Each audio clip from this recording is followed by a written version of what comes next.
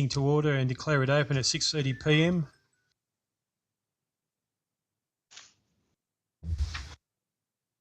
In the event of an emergency, the building may be evacuated. You'll be required to vacate the building by the rear entrance and gather at the breezeway between the library and the art gallery buildings.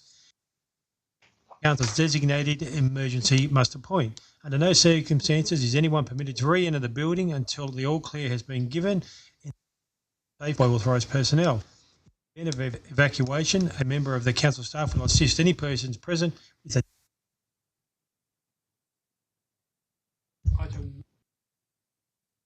happens. Directing No, Mr. Mayor. Councillor Duffy is online. Councillor, can you hear us? Yes, I can hear you. Thank you. A mover and a seconder that Councillor now taken by Councillor Kinghorn. Show of hands for. Councillor Duffy, you need to turn your camera on. Mate, there's a small technical problem. Okay. So I'm going through my laptop because it wouldn't come through the other one. So I'm trying to work it out, but I don't want to look at you. Don't want to look at me, and I don't want to look at you fellas. So that's why it is. You have to be on. My understanding is you have to be on camera to be part of the meeting, Councillor. Well, if I work out how to do that, I'll get on there. Okay, we'll start without you then. All good. Yep. But I will declare an interest in one. I think it's 5, 6, or 7. I don't know which one it is. It's where the donation is recommended refusal.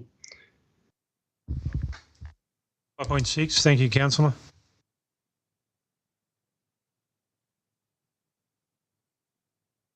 Yes, Councillor Duffy, you won't be able to participate at all until such time as you're on camera, unfortunately. Yeah, I'm happy. I'm happy with that. I'm just trying to work it out. That's all. Thank you. Show of hands for. Did we do that? Thank you. Unanimous. Live streaming and recording. This council meeting is being live streamed and recorded. By speaking at the council meeting, you agree to be live streamed and recorded.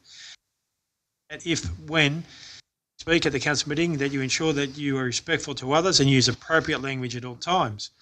Entity Council accepts no liability for any defamatory or offensive remarks or gestures made during the course. Recording of this council meeting will be made for administrative purposes.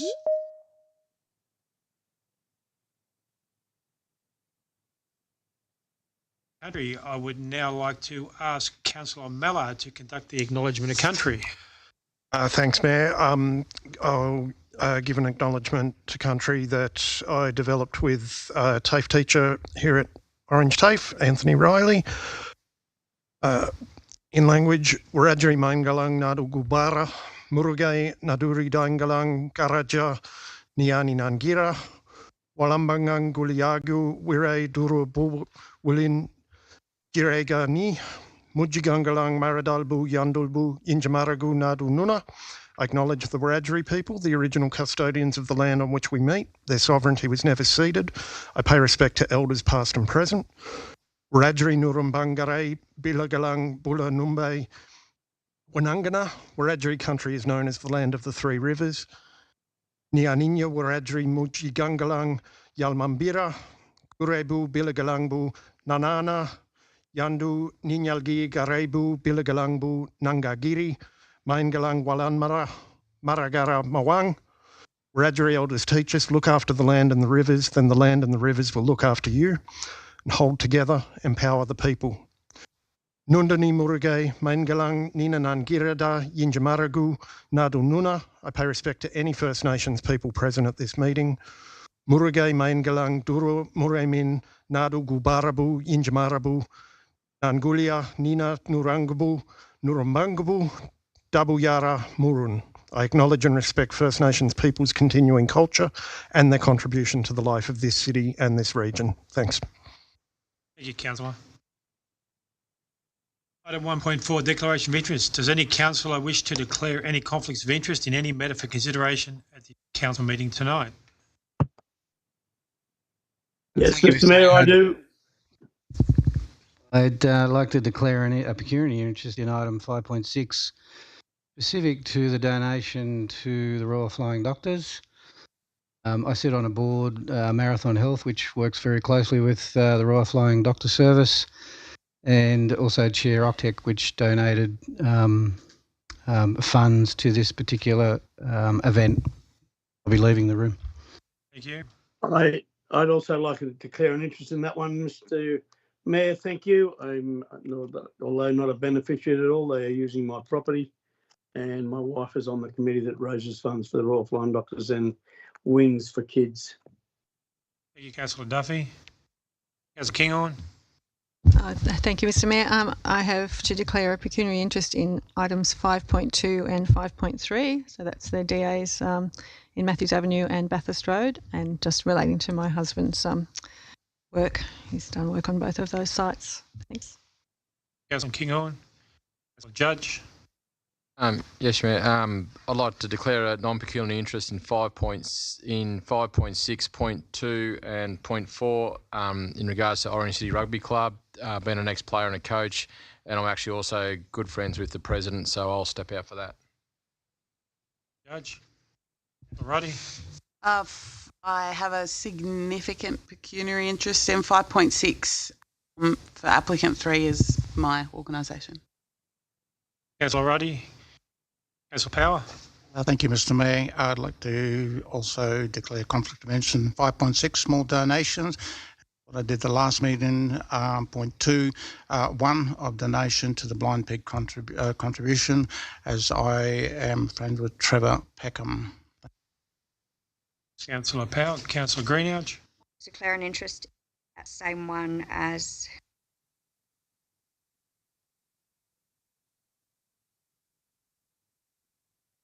Councillor. Further? Being none.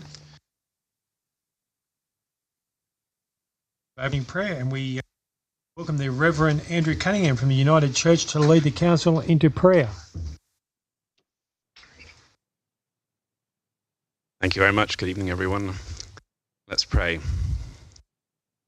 Living God, we bring to mind the goals and dreams we have for this city and its region.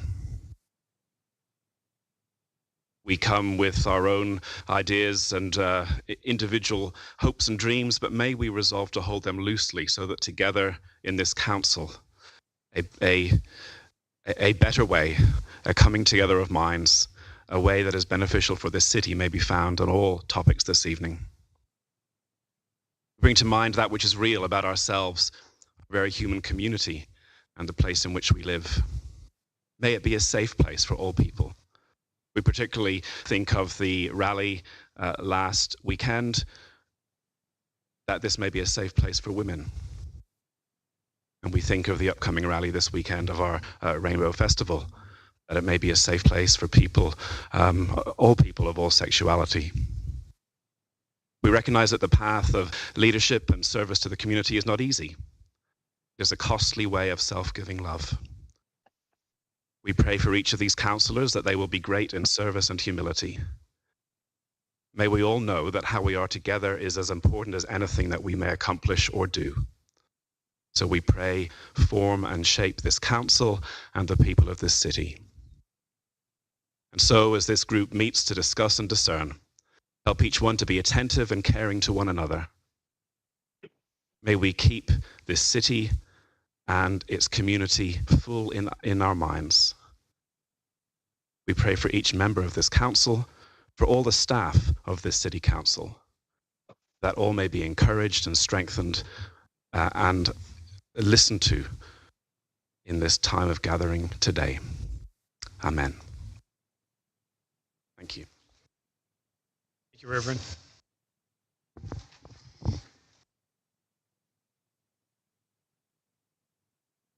Now going to open forum. At the council meeting, we're now adjourned.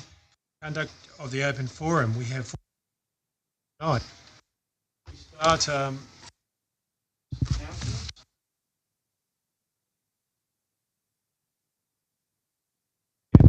Greenhouse, Councillor McDonald, Councillor Power, Councillor Mallard, Councillor Ruddy, Councillor Steadman. Councillor Judge. We have Councillor Duffy online. Councillor Kinghorn. And Councillor Peterson.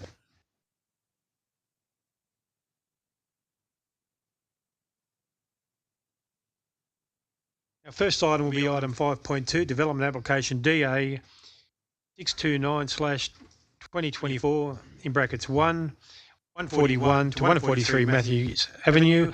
And our first speaker will be Stefan D'Souza from Ratio Consultants. And Stefan is joining us online. Good evening, all. Are you able to hear me okay? Yep, fantastic. Thank you for your time tonight. I'd like to extend my thanks to Council's Planning Officer and Department on preparing a detailed and overall positive assessment of our application. And overall, we support Council's recommendation for a development consent to be issued. I would like to importantly point out that our client is extremely eager to have this centre developed and see it up and running as soon as possible. And therefore, we are happy to accept the recommendations in its current form.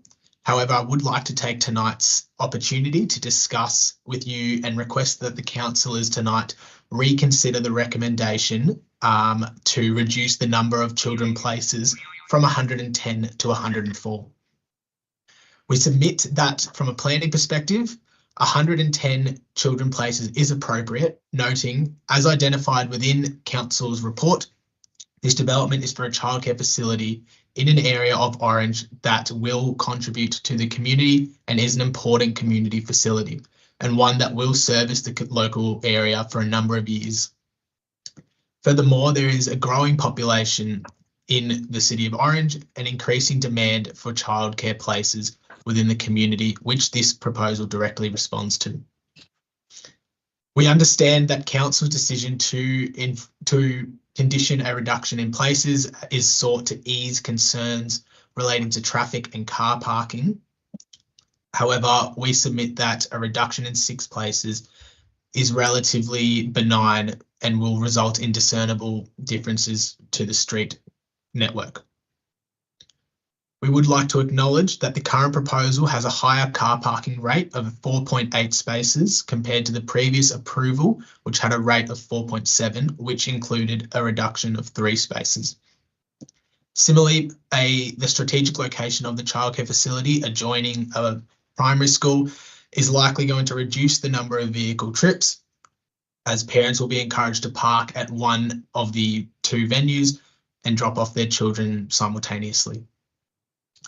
I note that Joe Garrity of SALT will be discussing the technical traffic items and would further defer to the conclusions of the traffic report, which have been detailed at page 82 of tonight's meeting agenda, which notes importantly that the car parking demands of a childcare centre typically don't align with the peak school hours, which would reasonably mitigate any on-street congestion.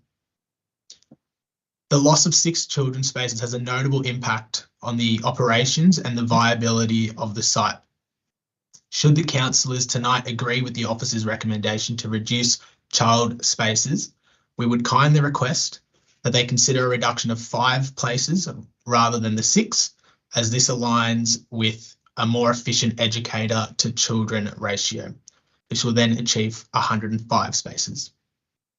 Ultimately, we would ask for councillors to support the proposal on the basis of 110 places, but we are accepting of a reduction in some form. Thank you. Thank you, Mr. Souza.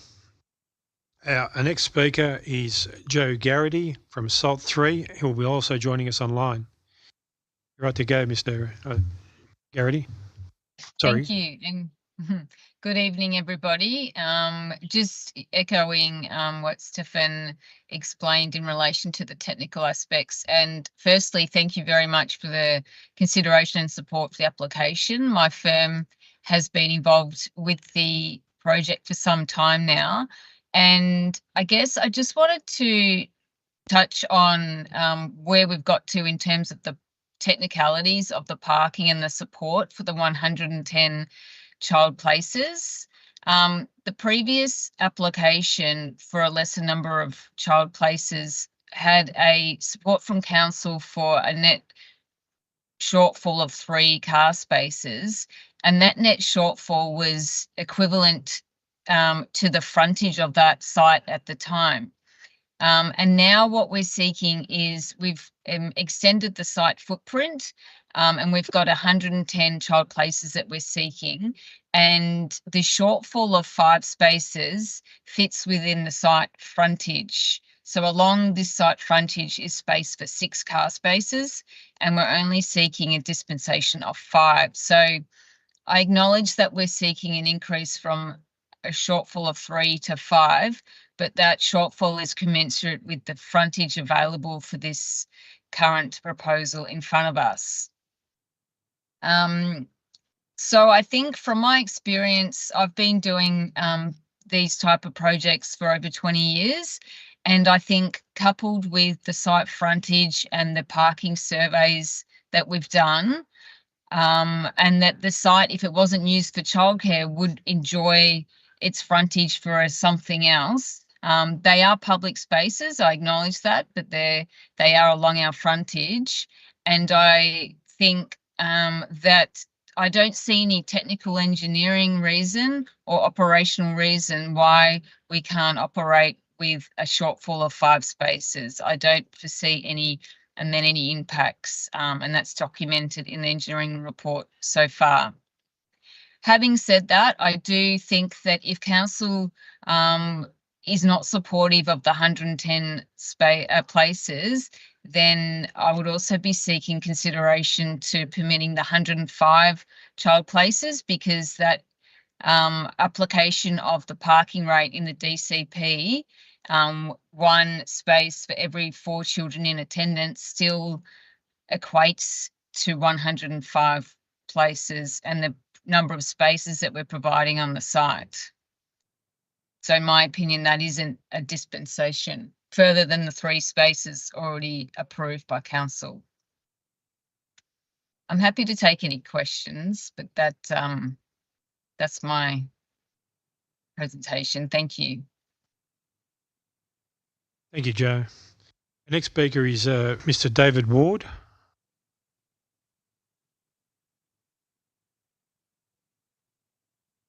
You can just come up to the lectern, sir. Thank you. You have 5 minutes. Sorry. Thank you very much for the opportunity to just speak to you briefly. I put my name down quickly. But, if I'd heard something, I'd be able to have permission to respond to it. And so I didn't have a prepared thing. I've also just returned from a holiday today. So I did submit on behalf of my mother, Gwenda Ward, who is owned the next door property, the only property adjoining, private property adjoining this development. And she's owned that for 50 years, I think, exactly. Most of the time that's been a rented property. Sometimes it's had a family member in there. So we're right down at the very basic level of regular people next door to a development. So I haven't caught up with the latest change that has been presented tonight, and I'm just not sure what I heard about the car parking issue. There are a couple of issues that were raised in, I think it's page 151 to 153, that I wrote on behalf of my mother, and she was concerned about some minor issues about landscaping and selection of trees, gum trees that would grow too tall and too wide on the boundary. So she did mention that. And overall, as a family, we think that the development is very attractive, and we can see the point for it being there.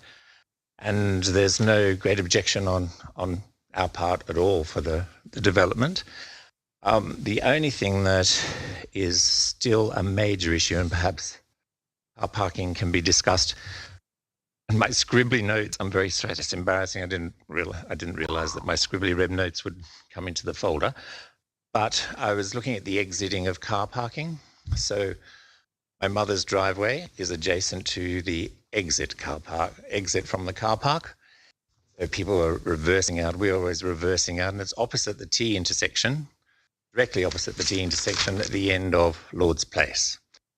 So we reverse out and have to back across what is going to be the exiting of all those cars out of the car park.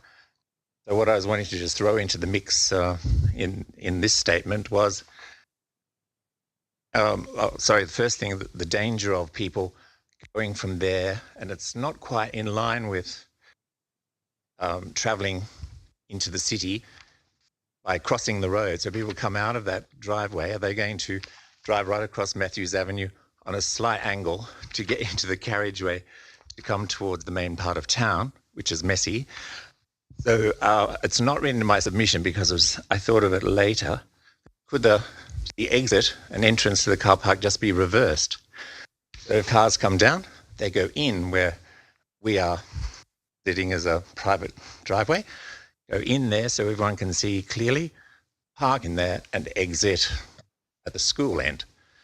Seemed to me it might cut down the danger of people screaming across Matthews Avenue trying to get into the end of Lord's Place to travel into town. So it's just that confusion in terms of a private property and exiting our property, and also crossing. I just thought of terrible danger crossing Matthews Avenue, which is busy sometimes, and a slight angle to get into Lord's Place. There could be a potential danger there for accidents.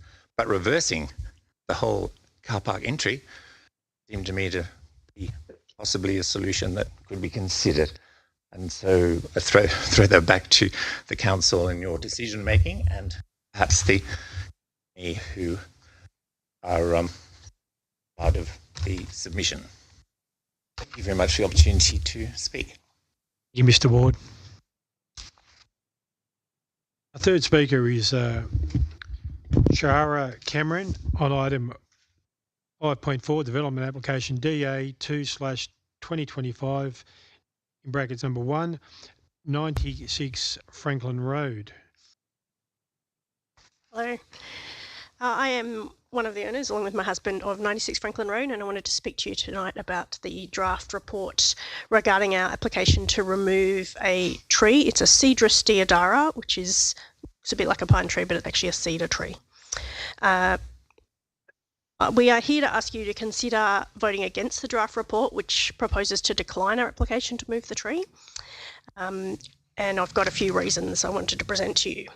I did email you all only last night. I apologise for the late notice. We were only notified on Friday that the report had come through. We weren't contacted by the council before that. After we've lived in our beautiful property for 5 years, we have a very large garden for town, which we're grateful for, and we've not entered into asking to remove a tree lightly. We have planted more trees on the property and plan to continue, and the reason we want to remove the tree is to plant fruit trees. I love to garden. It's my favourite thing to do, and that is what I'd like to do with that area of my garden.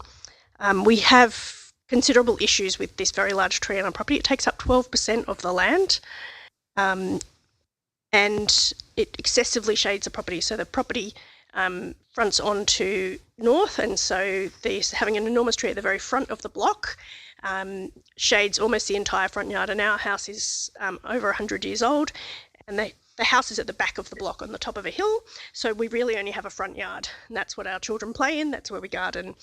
And this enormous tree shades more than half of that, particularly in winter. The soil beneath the tree is very acidic and very dry, which is typical of these kind of trees, and doesn't support any plants. And so we're actually having a lot of erosion under the tree, which is the opposite of what's mentioned in the report, that erosion would be a problem if we remove the tree. Actually, erosion is a problem because of the tree. It drops huge amounts of that yellow pollen that stains everything and causes allergies. It drops enormous cones. They're coming at the moment. They're about this big. It has dented one of our cars once. Our neighbours, the moment we bought our property, asked us to consider removing that tree, and we didn't do it lightly, but they really support removing the tree on both sides. One of them, I think, has contacted Councillor Duffy to forward his support for our application. So the three reasons I would question the recommendation and ask you to consider is that The refusal is based on the heritage setting. The report uses the word heritage to explain the declining 22 times, but it never explains it. There's no reference to a heritage expert, to a heritage report, to any opinion of any heritage person, or any explanation of what the heritage value of the tree, the streetscape, and so we'd question how that they've come to a decision based on the heritage setting without any of that information. The main reason is given is streetscape, and that's a very large tree. The two reasons given under heritage were altering the streetscape and the visual appeal. However, the tree is one of many. It is next to an even larger gum tree on our property, which we plan to keep and love. It's next to 2 silver birches. There's another huge gum tree next door that's just as big as this tree, and we plan to replace it with many trees. So we would question the visual amenity. Yes, it will leave a small gap. It will still be a very green neighbourhood. Environmentally was the other objection. I've already mentioned the soil erosion, which will improve. We are not looking to replace this for concrete to build something, or dare I say it, a sports stadium. We're replacing it with at least 10 fruit trees that will bring produce to our family, that will improve stormwater retention, is a long-term sustainable and brings pleasure to our family. The tree we're replacing is not native, and so we would question how much of environmental impact there is by this tree.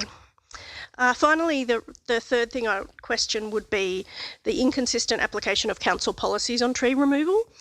So while we do think trees are important, we do feel that we are being unreasonably burdened by being asked to keep this tree, because if it's the responsibility of every homeowner in Orange to provide what they call trees of significance, then we would be expecting every homeowner in Orange to provide one of those trees for now or for into the future.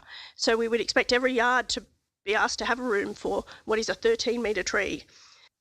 So if we're being expected to keep that tree, why not is every house, either in the whole of Orange or in the heritage zone? There's new houses being built in the heritage zone that are not asked to provide trees. So if that's important to the streetscape of Orange, now we need to be providing them for the future. And if that's not how we're approaching it across the town, then I'd question that burden that's being put on us to keep this tree. Yeah, I'll just hold you up there. Can I have somebody grant an extension? Councillor Judge, thank you. You're right to continue. I'm finished anyway. So thank you for listening to me, and I hope you will consider declining or voting against the recommendation and allowing us to remove this tree. Thanks. Cara. The council meeting will now resume. Councillors, if we go to page 5, item number 2, Merrill Minutes, 2.1. This is in regards to a regional Australia level crossing safety program. Move the recommendation, Mr Mayor. Thank you, Councillor Whitten. Seconded by Councillor Greenhalgh. Any discussion on this item? Yes, Councillor Peterson. I support the Merrill Minute. If you're asking the federal member, then I questioned if additionally you'd ask the position of every candidate to see if they would commit to this crossing before the election. Follow up with that later. Thank you, Councillor Peterson. Any other discussion? Okay, I'll put the motion. A show of hands for. Unanimous. Item 2.2, Merrill Minutes from the CNSWJO board meeting held in February 2025. There's a recommendation there on page 7. Can I have somebody move it, please? Moved by Councillor McDonald, seconded by Councillor Power. Any discussion? There being none, a show of hands for. Unanimous. Item number 3, confirmation of minutes of the previous meeting. It's item 3.1, Councillor's recommendation on page 31. Move the minutes, Mr Mayor. Okay, moved by Councillor Whitten, seconded by Councillor Kinghorn. Any discussion, councillors? Councillor Duffy's got a finger up, Mr Mayor. Councillor Duffy. Yeah, I've got two issues that I want to raise. The first one is regarding to my question is regards to design plans and costings for the Southern Distributor Road. If council would remember some time ago that we moved a resolution to do that, but it wasn't just the one section going across the Pinnacle Road, it's to go right round. And we already have a resolution on the books to do the next stage after we get across the Pinnacle Road from Escort Way through to Cargo Road, which involves a roundabout with dealing with the RMS and also lights at Timber. But bearing in mind this is an election time, and I'm not quite happy that with the report it doesn't tell us how much money we actually need. We don't see any design plans for the whole place, so I'll be raising that matter again. But the second point is, and I acknowledge the director's thing as regards to the Rainbow Festival, which is there, and I mentioned the thing about police. I acknowledge the director's report this afternoon as regards to CCT issues that we're having at the Elford, where there's an alleged assault. Well, can we get guarantee that these CCT things are working? You know, that's my big concern with it. Are they working? I mean, we had the same issue occur when we were speaking about water fire hydrants when that fire happened in William Street. We're supposed to have a report every year to say that they're all working and then everything's okay before the summer, but that didn't happen as far as I'm aware, and I take that on notice. But I just want to make sure that these CCTV cameras, if something does happen, we have it covered correctly. Are you referring to council CCTV cameras, or? I'm referring to council CCTV cameras. I might ask a comment from the acting CEO on that. Through you, Mr. Mayor, we have two sets of CCTV cameras across Orange that you may be familiar with. We have the street security CCTV cameras that have a live feed into the police so they can monitor the streets and our public spaces. We maintain those under a memorandum of understanding and a contract with a third-party provider to maintain and upgrade those cameras. So as soon as one goes offline, it's pretty apparent. They see them in their view in their rooms. Don't look at those cameras all the time, and they report any issues to us. So from time to time, we do have a camera fail for various reasons, or there's a redevelopment, like when the Royal Hotel was being redeveloped, the power was disconnected. So we lost a camera on the corner of Summer and Lord's Place. But we do maintain those. They are operational. They do record. Then there's a myriad of facility-based CCTVs that have localised recording that aren't actively monitored, but they are maintained under a maintenance contract. But they don't have the same level of security oversight as the streetscape ones. So they exist in places like the Elf, this building, the airport, the pool, the depot, etc., etc. So there's a number of those CCTV cameras. They do have a maintenance agreement. They are maintained, but they don't have the same level of oversight. So from time to time, a camera will fail or there'll be an issue. Ultimately, we can't guarantee that in all circumstances, at all times, all those cameras are working and all the recordings record. But in the vast majority of times that we've been required to provide CCTV footage to the police, we've been able to do so. It doesn't always record the incident. In this particular incident, at the Elf, it did record.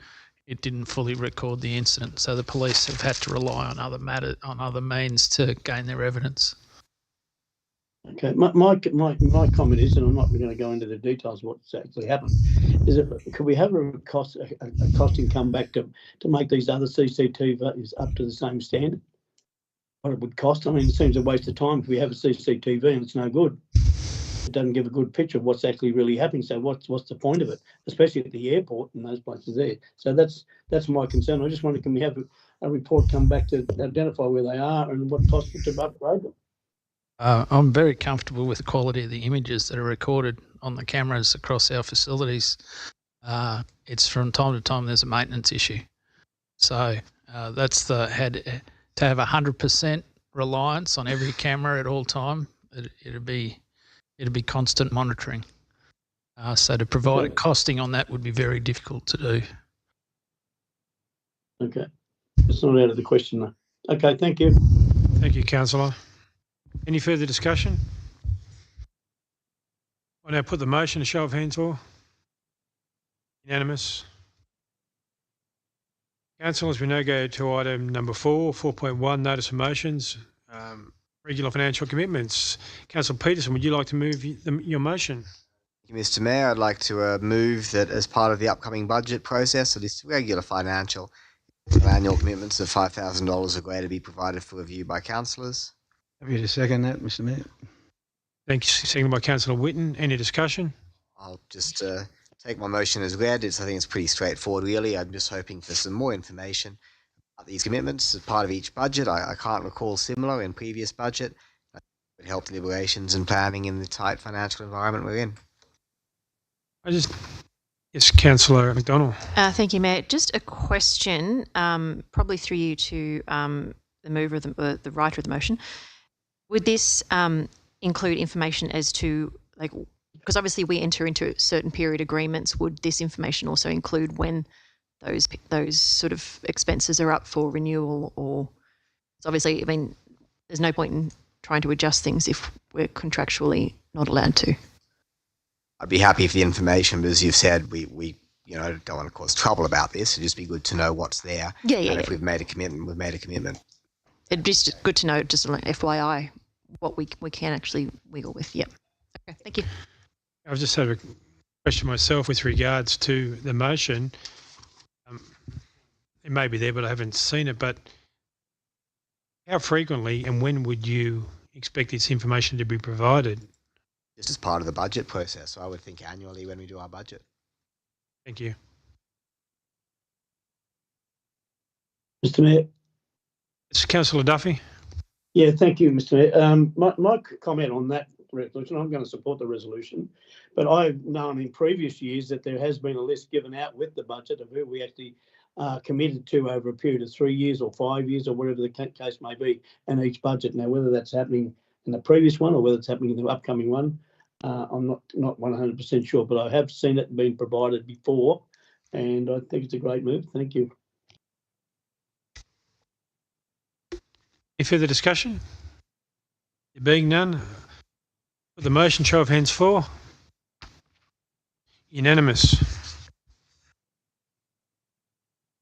Councillors, we now move to item number 5, general reports. Item 5.1, confirmation of minutes from the policy committee meetings held on the 4th of March 2025. Can somebody move the recommendation? Moved by Councillor Mallard, seconded by Councillor Peterson. Any discussion on this item? Councillor Greenhalgh. Thank you, Mr. Mayor. I've just got a matter arising in relation to infrastructure. Last week when we attended the session where quite a few of us councillors were there, it came up about water security. I understand this is really important that we secure our water. So just in relation to stormwater harvesting too, I'd like to know exactly where we're at with that, and I think we need to go back down to the Water Minister and we need to start having these discussions because it is getting dry and we can't leave it until we've got no water. We need to be on the front foot of this, so I think we need to get down and have more discussions with the Water Minister about securing water for our community. Thank you. Just ask the Director, Greenham, for a comment on our current water position. Okay, so our current storages, combined storages, is just over 90%. To the Mayor's 90? question, just over 90% combined storage. To the Deputy Mayor's question, a very good question in regard to where we're at with the approval process. So we currently have a water supply works approval for Blackman Stage 2, so the Minister has done their job. It's currently under appeal. So there's an appeal process that's ongoing. The two parties that have appealed have lodged their statement of facts and contentions, and we have since replied to their statement of facts and contentions.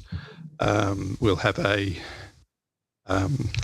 a briefing with our legal counsel in the beginning of April, and then we have a conciliation meeting with all parties, including the Commissioner from the Land Environment Court here in Orange on the 8th of May.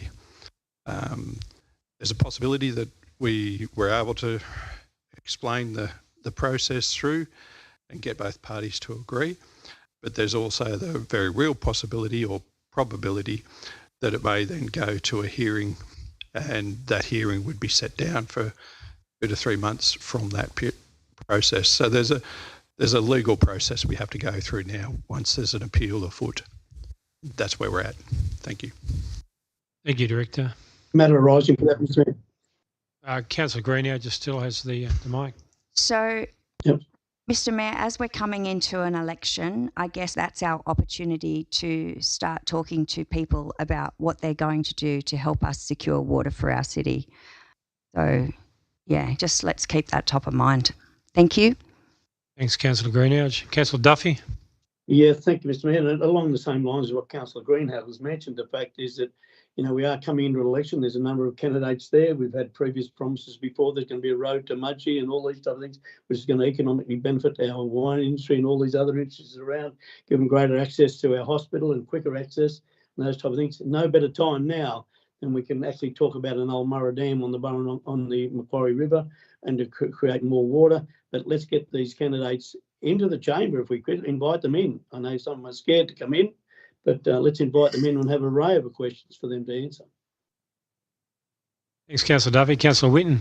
Yeah, Mr. Mayor, just a matter arising and a question to Mr. Greenham. And it's to do with the Brabham Way. And I do understand that we're waiting on signage and stuff like that to turn up, so this may fit into that category. As you come up the hill from Forest Road, there are 2 lanes, but there's no sign to say that it merges into one. And I've noticed now that people are staying side by side as they go up past Anson Street because they don't know they've got to merge. I know that it's obvious, but there's no sign there to tell them that the left-hand side is merging into one lane. So yeah, that might be. We do have a number of signs on order. Thank you. Thank you, Mr. Greenham. Councillor Kinghorn.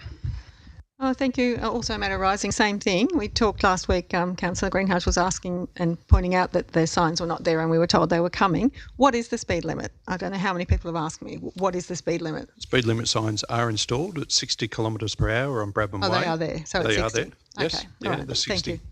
signs. And it's 50 kilometres per hour on the section of Shirley Road that we've just opened up as well. 50. Okay. Yeah, thank you. Maybe we could do some socials just around that, Ian, do you think? Just so people know, so we can communicate. Because, we are all getting asked. So obviously the community don't understand. So maybe we should just pop it out there. Yeah. It's quite, I take your point, Councillor, but it's quite obvious to me when I've driven down there past the last week that the signs are there and they're clearly marked. So, yeah. Again? Being ignored. Yeah, well, we have road classifiers in place that will actually tell us how much traffic is using the road, what speed they're doing, and what type of traffic is using the road as well. Yes, Councillor Power. Yeah, thank you, Mr. Mayor, and I thank Councillor Greenhow for bringing discussion up in relation to the meeting that I also had attended. It is in the discussion as what the plan was, is we would consolidate a priority list to a 130, as many of the candidates as possible running for federal, both in Clare and also some arrived from Riverina, and then that the consultant would then take our priorities, then feed that back to all of those representatives on that joint organisation group in relation to moving forward and providing a list of priorities to all of the candidates. One of them was actually the water. And I think it was the mayor from Parks that actually brought up that. So that was a good thing. So there is a process involved and a process that will actually happen. The election date hasn't been announced yet. We've still got a bit of a buffer zone here. But I think the process that we did last week was a very good process. And I think we need to now wait for that consulting group to get back to all of us, including you, sir, that will receive a report to all us councillors, then to start to put the aspect of those points that we have agreed together to all of those candidates to go forward on how they're going to support these priorities. One of them was water. So I just wanted to just provide that action. Thank you, Councillor. And I might ask the acting CEO for a comment here, because my understanding is that some of those candidates have already been asked and been provided with a list of council priorities based on certain information, which I'm not entirely sure, Mr. Mayor. We don't know. We'll have to come back to you. I'm sorry. It's okay. And can I just ask for a comment from the director? You and I were out at Molong a couple of weeks ago. I think you were there, were you? Or was the CEO was out there with me discussing water issues? You want to comment on that? Yeah, so there's a number of projects underway. One of them is that Aboriginal town water strategy, which is Cabon Council working with Orange City Council, working with Central Tablelands Water. And in that we look at a whole range of scenarios, including Ulmarra Dam, including purified recycled water, and including being a long-term purchaser of water off CTW if Lake Rollins was ever to be raised. All those projects are in our integrated water cycle management plan. All of them will secure the long-term water supply for Orange, and even what we've got in place now supports Orange into the future. The Blackman Stage 2 will just take it a number of years further on. So, Blackman Stage 2, Blackman Stage 2, that'll cover us for a population of 60,000, will it not? That's correct. Yeah, perfect. Thank you. Whitten. Thank you, Mr. Mayor. I suppose just a comment. We've had two major droughts in my time on council, and Mr. Greenham, my understanding was that we already had, and you've mentioned a fair bit of it, a water strategy in place with the old Centroc and a number of the councils where we were going to pipe in between Burrendong and Wyangla, and there was all sorts of it. There was a major strategy. My understanding is the plan's there. It's just about getting the commitment from government to find funds to build it, right? That's correct. That's pretty much where we are, aren't we? Yeah. That's correct. It's before my time, but the JO does have a overall plan for a much more integrated water supply system across the Central West. The only time we seem to raise it is when we start getting a bit thirsty. We forget about it in between. Yeah. Thanks, Councillor Whitten. Councillor Duffy. Yeah, thank you, Mr. Mayor. My comment to that, it sounds pretty rosy when you look at it and say everyone's working together. But my comment to that, when you look at where we've gone with energy and where we've gone with other things, that it's the state government's our boss, and they could make these things regional facilities and then sell them off to someone else to privatise them or take control of them themselves, and we lose that control. Whereas we hear so much about energy, how much it's coming down, and all this type of stuff. Well, it hasn't come down at all, really. But this worries me a little bit about this project coming to that type of fruition. I like the way that Councillor Whitten speaks, which I've known about for some time, as regards to the way the Centroc or the JO has been handling it for some time, whereas everyone is still in control of their own assets. Just a comment. Thanks, Councillor Duffy. Any further comments? Councillor Peterson. Yeah, just following up on some comments from Councillor Power and a couple of others. Councillor Kinghorn and I were at the Bloomfield conference, and the next day we were at the AREC committee. The chair of AREC said that a motion from council with election priorities would have some gravitas, and we also thought that would be good for media exposure and the like. The two of us have submitted a joint notice of motion last Thursday.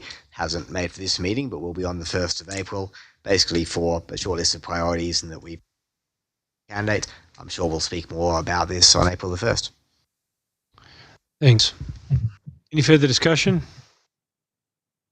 There being none, I'll put the motion of hands. Unanimous. Councillors, we go now to item 5.2. There's a recommendation on page 59, development application DA 629/2024 in brackets 141 to 143 Matthews Avenue. Can I have somebody move the recommendation as printed, Mr. Mayor? Councillor Kinghorn is leaving the room.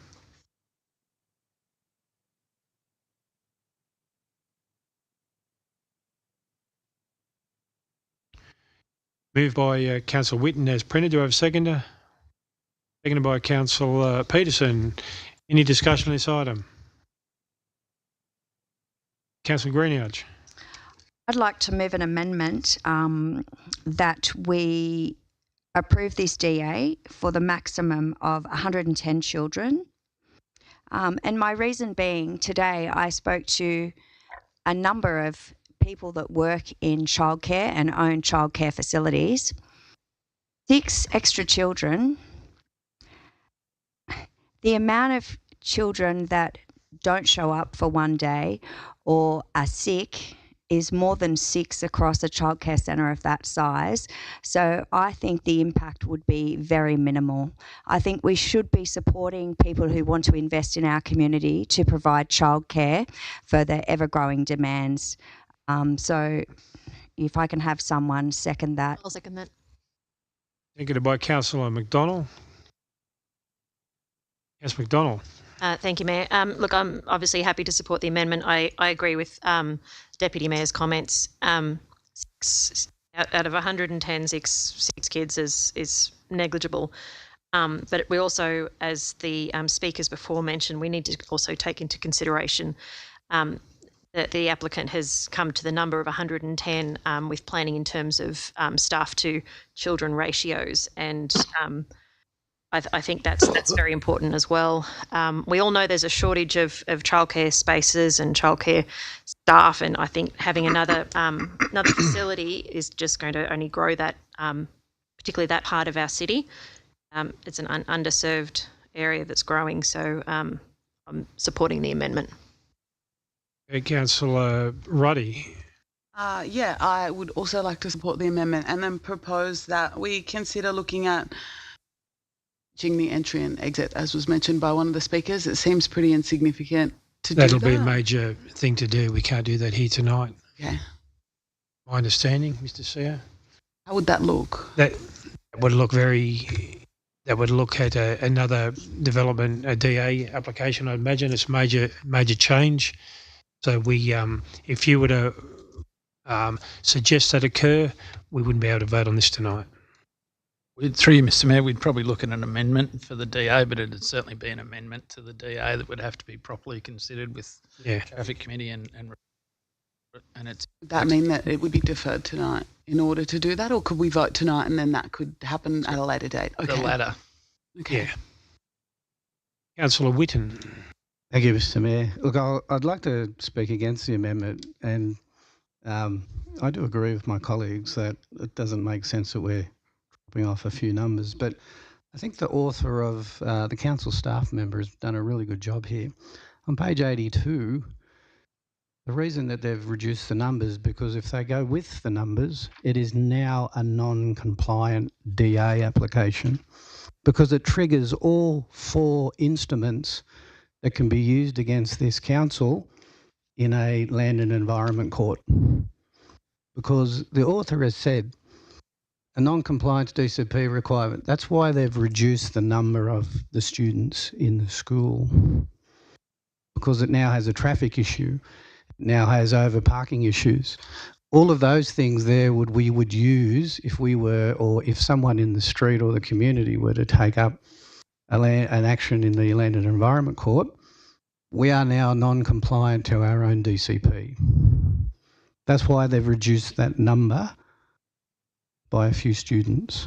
Now, it mightn't seem very important, and I know logically it sounds silly because we've used it, but I think the author of, as I say, our staff member has made it, probably given us a bit of an indication on why they've done it.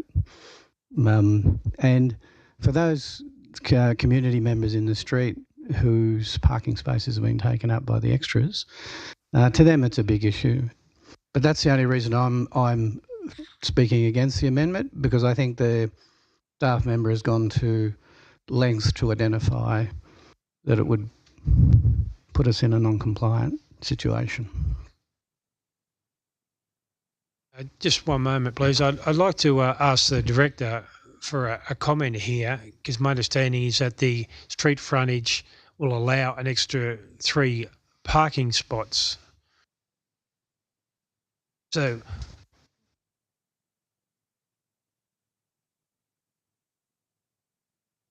I'm just going from the report. okay, so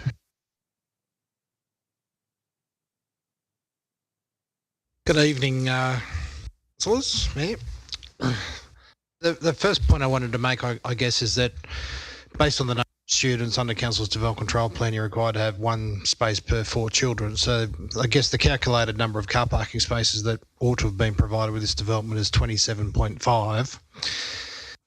You may have alluded to, or heard the applicant earlier, is that Council considered a development application back in 2021 for a slightly smaller facility. It was based on 80 childcare places. And in that, the deliberations in relation to that, Council considered, I guess, a variation to the standards at that particular time, recognising that there's changed over times and different times to the school and a number of different reasons. Council staff, in assessing this development, recognised, I guess, Council formed that opinion on this particular development last time round, recognising that there was 3 car parking spaces short. To consider, I guess, an additional 2 car parking,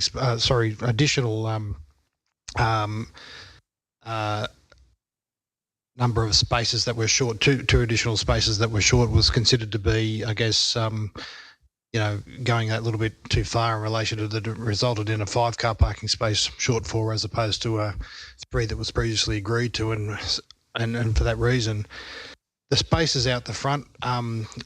Yes, look, those spaces are always there. They're available, but it needs to be taken into consideration in relation to the other users within the street at that particular time or those particular times of the day, and recognising that there are a number of competing priorities in and around that area. You've got a school operating, typically, 8:30, 9 o'clock they have the drop-offs, and 3:30 through to about 4 o'clock drop-off of school. So we've just traditionally applied the 1 space per 4 children in all of our deliberations on many number of childcare centres around the city. But this one here, I said last time around, we did agree to 3 spaces short at that time. So just looking at that cumulative impact, I guess, beyond trying to keep some consistency in Council's decision making. thank you. I just have a question of your director before you sit down. What impact would there be if we tried to find some common ground and go to 105? Is it manageable? 105 isn't too different to 104, so I think it would be acceptable in this case. But what Council needs to understand is, while a previous Council gave that concession, doesn't mean this Council needs to give that same concession. So the DCP requirements are there for a reason. I think the one mitigating factor in this is most childcare facilities aren't co-located with a school, so that supports the development. And in this case, you'll see, it was in the report, but on page 157, it's one of the submissions from the neighbours, actually shows 1, 2, 3, 4, 5, 6 car parking spaces on an angle. So in most other locations where we've got a childcare facility, they're in a residential area where we only have parallel parking, not angle parking. So it's co-located next to a school. It's got the angle parking. So I think the logic behind the previous council's decision stands. I wouldn't like to stretch it too much, because you do have that issue with someone being able to argue this in the Land Environment Court. And one of the biggest things in the Land Environment Court that, in my experience with childcare facilities, is around parking. So if you don't get it right, they will refuse. But keep that in mind when you're making your decision. But the difference between 105 and 104, I think, is negligible. So if you want to come to a compromise, that's a matter for council. I certainly wouldn't. What risk is there to council if we go to 105? Very little. Very little risk. Okay, Councillor Mallard. Thanks, Mayor, and thank you to the staff. And on that basis, I'll foreshadow an amendment. Yeah, happy to second make that. it 105. I'm happy with that, Councillor Mallard. Yeah, I'm happy to amend my amendment to, happy medium. If we're able to do that. Yes. Okay, so the Councillor Greenhouse has accepted an amendment to hers to reduce it from 110 to 105. Yep. Yeah, so just to finish saying, I think that makes sense in light of the discussion around the meeting the parking requirements. We're not deviating too far from the standard we provided. We heard from the speakers earlier that in terms of meeting staffing ratios, then that's going to work quite well. So I think we're getting a win-win. Probably the biggest thing I feel awkward about right now is approving a for-profit childcare centre after watching Four Corners last night, which was pretty horrific, frankly. I think that's a much broader issue than this, though. This is assessing whether the development complies with the relevant controls, and I think we've reached the right balance. Thanks. Thank you, and thank you to the two directors for their explanation. Any further discussion with regards to the amendment? Councillor Duffy. Yeah, thank you, Mr. Mayor. I'm going to speak against the amendment, not because I don't disagree with it, but I'm going to go down the lines of what Councillor Whitner is speaking about as regards to a complying development. I think that's important, especially when you're coming around another school area. And I've had 13 years of driving up and down that area in Bletchington and all those areas up there where you have peak hour times from schools and pick up times and all those type of things there. So if an incident happens, and it does happen to go to the Land Environment Court or go somewhere, we could find ourselves in a small bit of trouble. Whereas if we have a complying development, there's no great issue there with any of it in any court matter.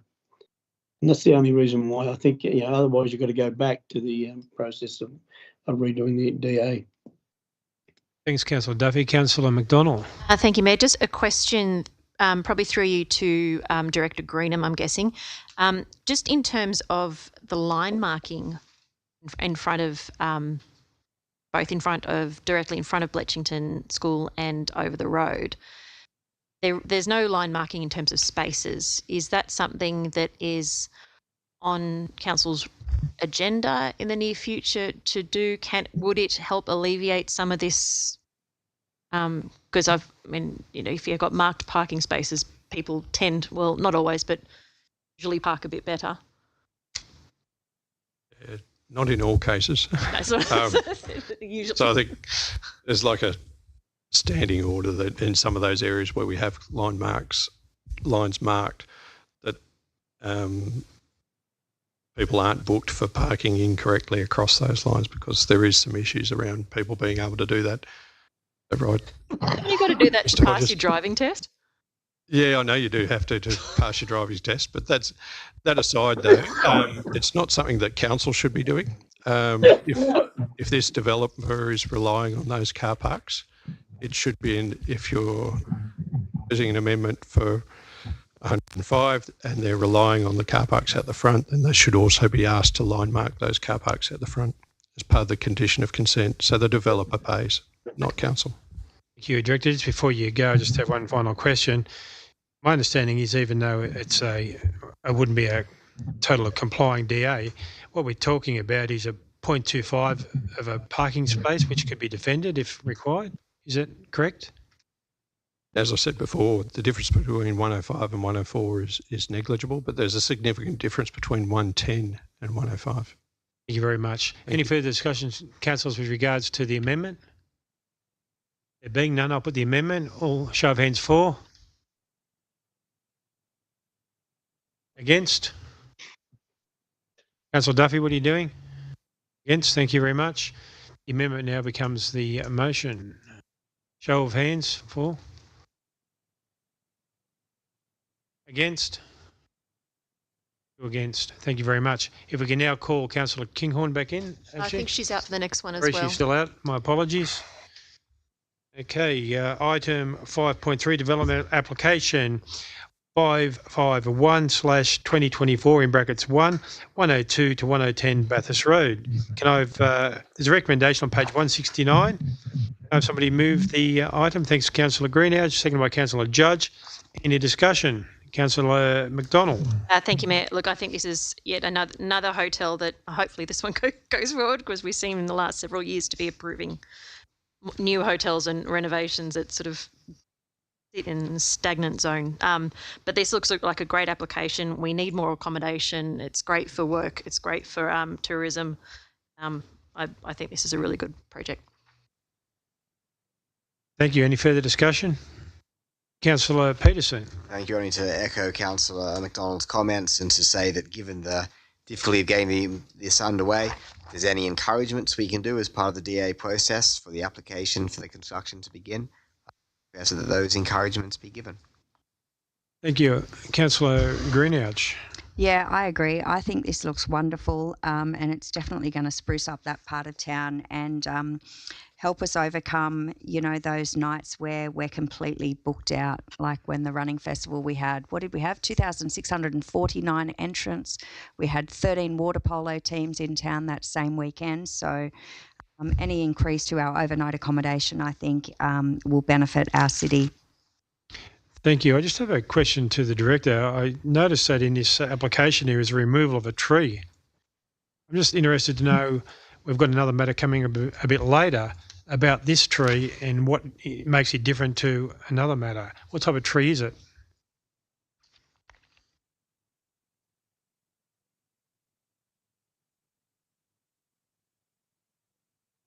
Through you, Mr. Mayor, the details of the specific tree, I'll have a quick look through the report.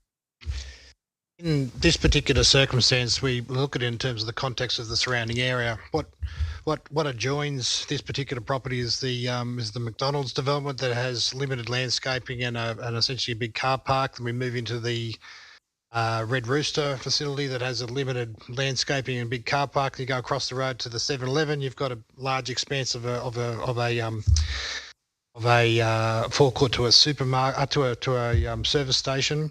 This particular development, yes, the current setting, this particular situation, there is a tree that provides a reasonable canopy in that streetscape. That's, you know, I guess we grappled with this issue as to if we were going to require retention of this particular tree. 14 car parking spaces that could not be provided. Therefore, there's 14, I guess, apartments that also could not be provided. So it's that balancing act in relation to this particular application. What we've done is we've worked quite hard with the applicants to come up with a revised landscape concept. Now, there was some question about how some of the landscaping would grow in such a sort of narrow habit there.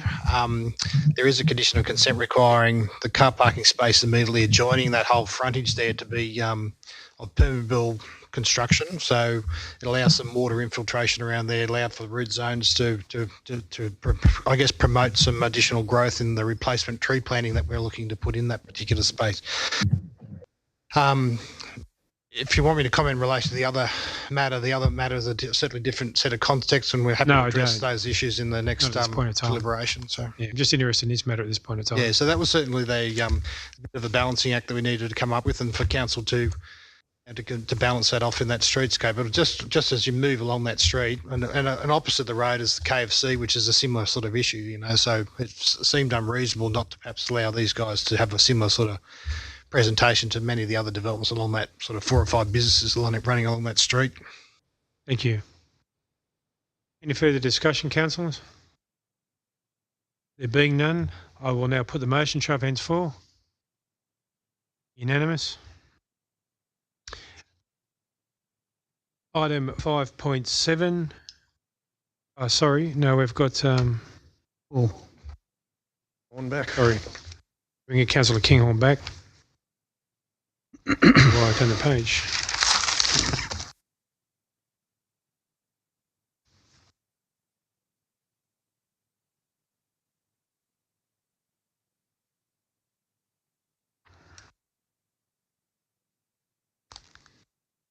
Thanks for your patience, Councillor Kinghorn. We're on item 5.5, development application DA2/2025 in brackets 196 Franklin Road. There's a recommendation on page 249, councillors. Can I have somebody move the recommendation? I'll move the recommendation. By Councillor Mallard, seconded by Councillor Howard, is it? Any discussion, councillors? Councillor Mallard. Thanks, Mayor, and I appreciate the applicants contacting us in writing and coming and speaking, and I understand from their perspective why they're asking for permission to remove the tree. However, we do have the tree protection order and we have rules around tree removal because of the benefit that significant trees like this provide to the community as a whole. We adopted... I'd like to move an amendment, Mr. Mayor. I'm speaking. Thanks, Councillor Duffy. I'm allowed to move an amendment. Yes, after you finish speaking, Councillor, if you just wait your turn and allow the councillor to finish his discussion, then I'll... time delay. Doesn't point of order, Mr. Chairman, doesn't an amendment take a precedent over a motion anymore, as with previous meetings? No, it doesn't. Thank you very much. Speakers are not to be Oh, interrupted. doesn't? It's my understanding of the go to meeting. Thanks, Councillor. Continue. Thanks, Mayor. Yeah, look, we adopted an urban forest strategy last year that recognised the importance of canopy to providing benefit for the community, the natural environment, for wildlife, and providing amenity to the town. And these large trees planted in the central heritage area of town are a critical part of the character of our streetscape as well. For all of those reasons, it's important that we do protect these trees. If we were to approve the removal of this one, we would be setting a precedent that would open the door to a lot of applications to remove more of the trees that provide part of the character of our city. Yeah, I can understand some of the concerns that the applicants have raised. In particular, the argument about inconsistency, I actually completely agree with. We do have inconsistency in policies. This is what we came up against when the work was being done to develop the urban forest strategy that we adopted last year. Don't have mechanisms to be able to require people to plant more trees and grow more canopy on private land. We're going to have to do the heavy lifting of planting more trees and growing more canopy on public land, but we have to make sure that we're not losing that important canopy from the private land where we've got it.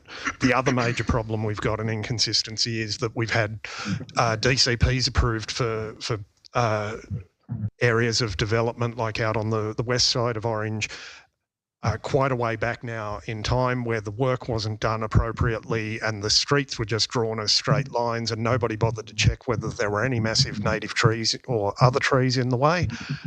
And so that means we now get DAs, subdivisions that want to remove a whole bunch of native vegetation and a whole bunch of significant trees, and we don't have a leg to stand on to refuse them. We do, as the report makes clear here, and we do have input from the manager of city presentation about the value of the tree and not supporting removal of the tree. So we do have a report, again, argues that in light of the rules we have set and the tree protection order, that we should be retaining this tree. Fundamentally, we can't open the door to starting to allow the chipping away at removing significant trees that make up our canopy, the character of our city, and that provide important amenity for the city as well. Thanks. So, Councillor Duffy, I'd like to hear your amendment now, please. Yeah, no, Mr. Mayor, I'm not going to move an amendment. I just want to get a kind of clarification from one of the directors, if I could, and a clarification of what the actual tree is. It was mentioned by the person who wanted it removed that it's an actual cedar tree, and I know that they absolutely pour out a lot of pollen over a long period of time and shed and all those type of things there, which brings out a lot of dust onto the into the neighbourhood and into their swimming pools and all those type of things. I think one thing we're lacking here is common sense. So I'll have a report from the director. My understanding, Councillor Duffy, it is a cedar tree, but I just seek clarification from the director. Okay, so it is a cedar tree that pollinates for at least 2 to 3 months. I believe so, but I'll just clarify for your benefit. So the damage that it's doing to their neighbourhood's property and all those type of things, down dust and into their swimming pools, where do we stand as regards to that, and where does the applicant stand to that when we won't let them take it out? I just refer to the director, Councillor Duffy. Can confirm that it is a cedar tree. We have, this was a tricky issue. I guess there's no debate about the health of the tree. I mean, the applicants acknowledge that it's a healthy tree in that particular space.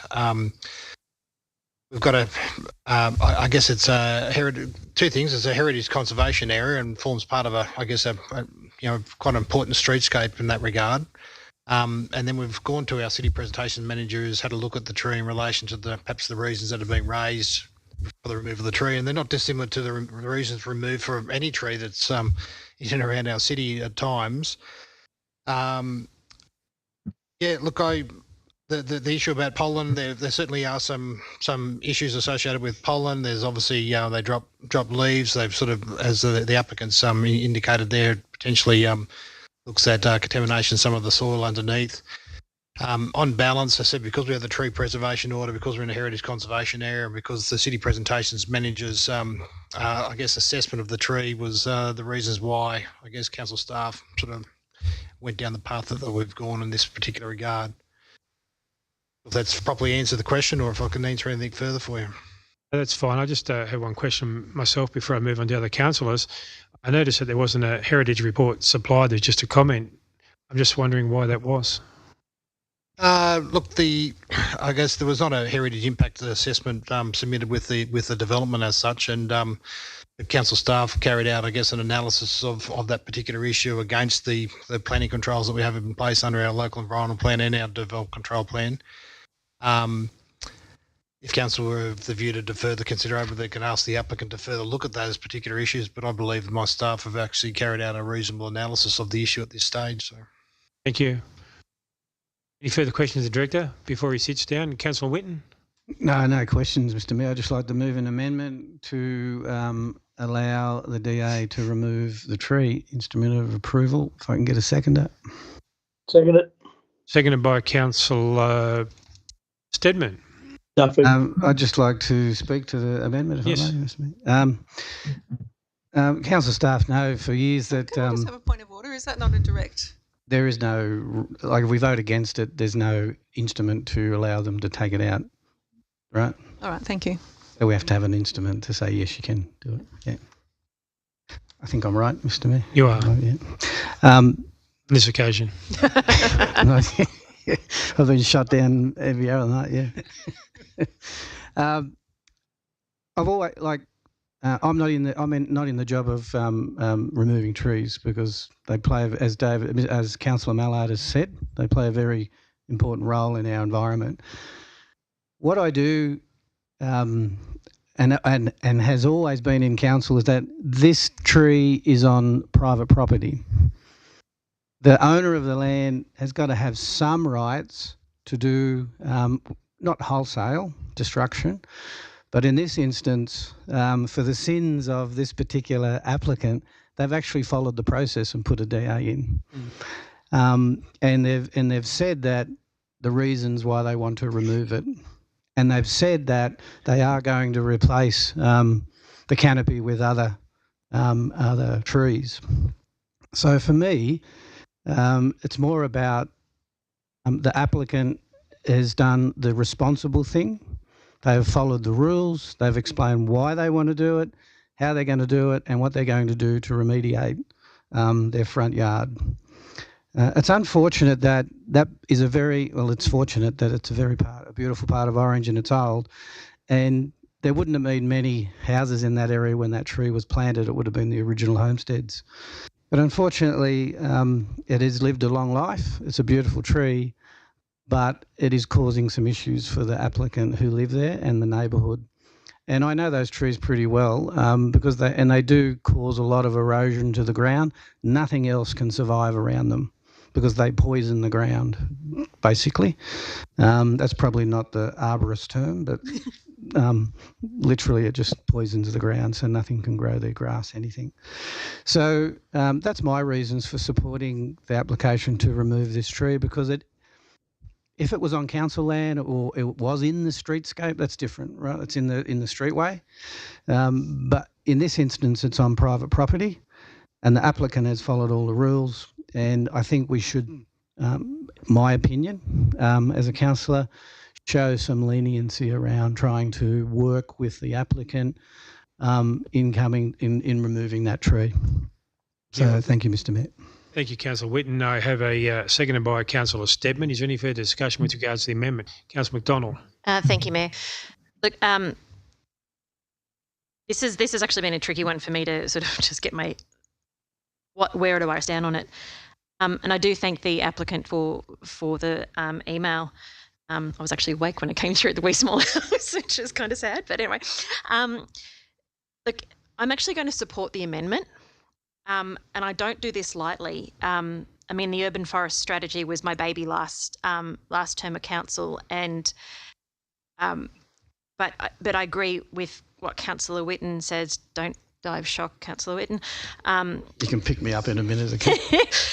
in that there needs to be a little bit of flexibility to a degree. I understand what Councillor Mallard said in terms of setting a precedent.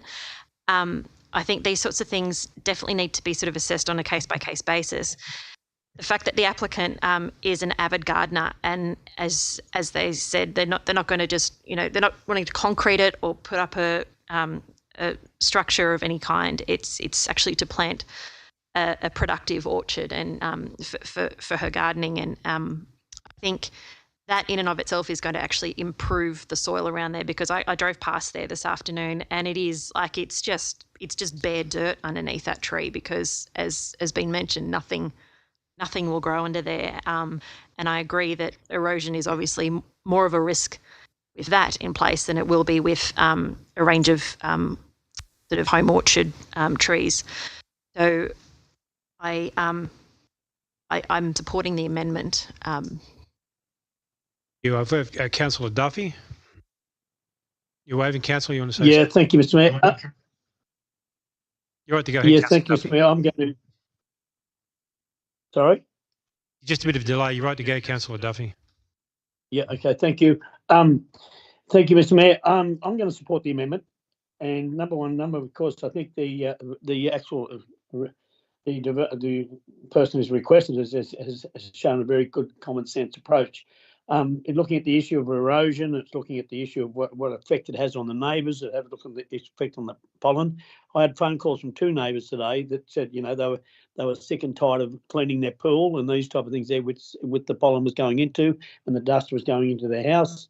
And the mere fact that the applicant is going to put in other trees and look after them, and a lot of people in that area of Orange, and I say most of Orange as well, do a great job in looking after their gardens as well. So I think it's a win mainly for common sense on this occasion, and I'm going to support the amendment. Thanks, Councillor Duffy. Councillor Greenouch. Yeah, I'm going to support the amendment and totally agree with Councillor Whitten and Councillor McDonald. It isn't a decision that we take lightly, but the fact that they are going to plant fruit trees, which is going to help with the cost of living and all those wonderful things.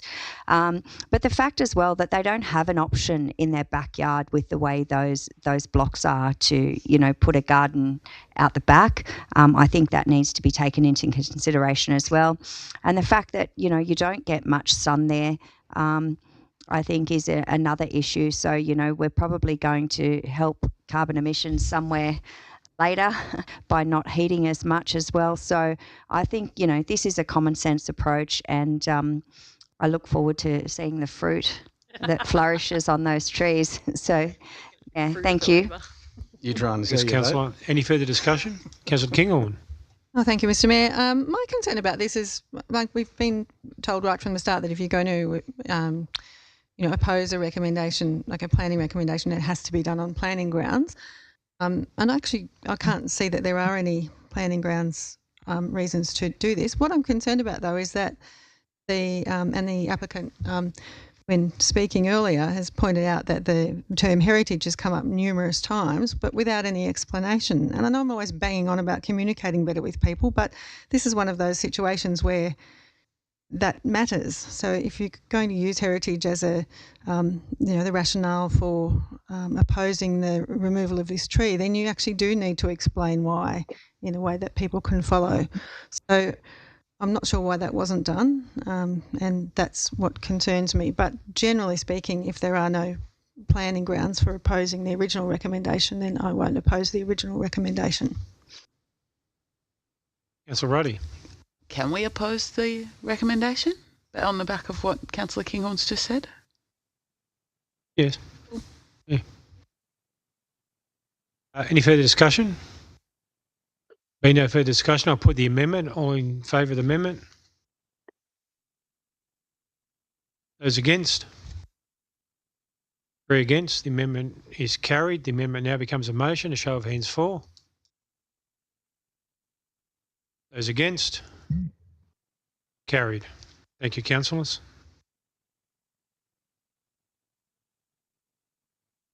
Councillors, we now go on to item 5.5, Statement of Investments. There's a recommendation on page 267. Can I have somebody move this item? Moved by Councillor McDonald, seconded by Councillor Power. Any discussions on this item? Yes, Councillor Peterson. Yeah, I just thought it might be of interest to councillors as this came up at the recent ARIC meeting. Questions were asked about the value of maybe breaking some of the fixed term deposits at a low interest rate. For instance, there's a term deposit on page 273 that's $2 million for 5 years at 1.7% interest. On page 276, there's a $1.5 million loan at 1.2% interest.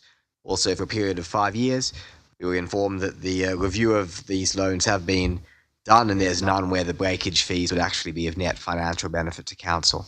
They have been looked into. Is that a question or a statement? Oh, a statement. Thank you very much. Any further discussion? Councillor Whitten. Thank you, Mr. Mayor. It's probably a question to the director. I know last time when we had a GFC, we were in all sorts of trouble with our AAAs, and what's happening with the stock market at the moment. I don't suppose there's any insight into the AAAs at the moment. Probably too early. Too early. Too early. We don't have our Chief Financial Officer here. Do you want us to take that on notice, or is this a comment? Oh, I'm sure it'll come back in our next financial statement reports as we move along. Thanks, Councillor. Any further discussion? There being none, a show of hands for the motion.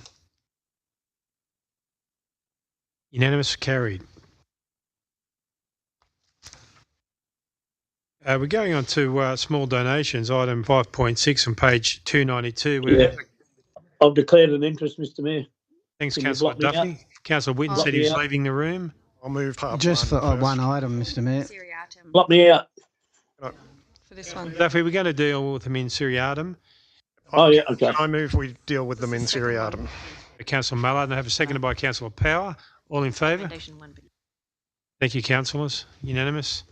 Okay, so let's look at them in seriatim. So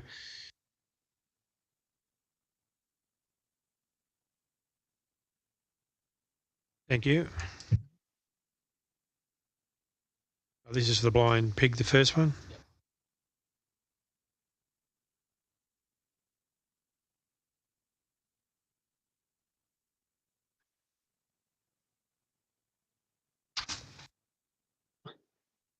Thanks. So have a look at the number 2, to donate $500 to the blind pig to contribute to the cost of framing a 10-metre mural. Yeah, I'll move that, Mr. Mayor. Moved by Councillor Whitten. Seconded by Councillor McDonald. Any discussion with regards to this item? Councillor Mallard. Thanks to the staff for getting the additional information on this one. I'm happy to support it in light of that. Thanks. Thanks, Councillor Kinghorn. Well, thank you, Mr. Mayor. Yeah, it was good to have the extra information, and it was nice to see that it's a platypus. Who doesn't love a platypus?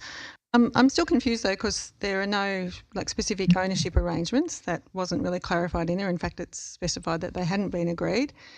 And the fundraising's for an artist, presumably to make some art to sell, which is a for-profit enterprise. I also, even though there's extra information in the council bit, in the bit further down where the applicant has put their stuff in, the costs and funding, it still just says drag queens. It doesn't say what this, I think it's mentioned something about the framing or something, but in the costs and funding section, it doesn't mention any of that. It just says drag queens. And I'm sorry, I still find that confusing, so I'm not going to support it. I might just ask Director Sharp for a comment between difference between a platypus and a drag queen. It wasn't a wombat. I appreciate the confusion, as we also had confusion, so it was good to be able to go back to both the artist and the applicant, who are two separate people. So the applicant is the owner of, or the operator of, the Blind Pig, who is supporting this event in their own way by holding an event with the drag queens, the proceeds of which will go towards the artwork.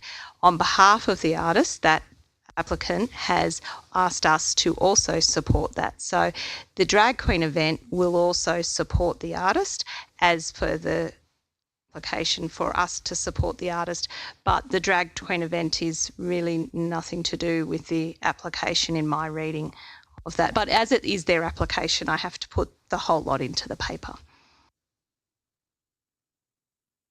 Any further discussion? There being none, I'll put the motion. Show of hands for. Against. 3 against. Carried. Okay, I'll leave for number 2. Thanks very much. Yeah. You got it? I'm going to put the kettle on. Thanks, Councillor. You enjoy that?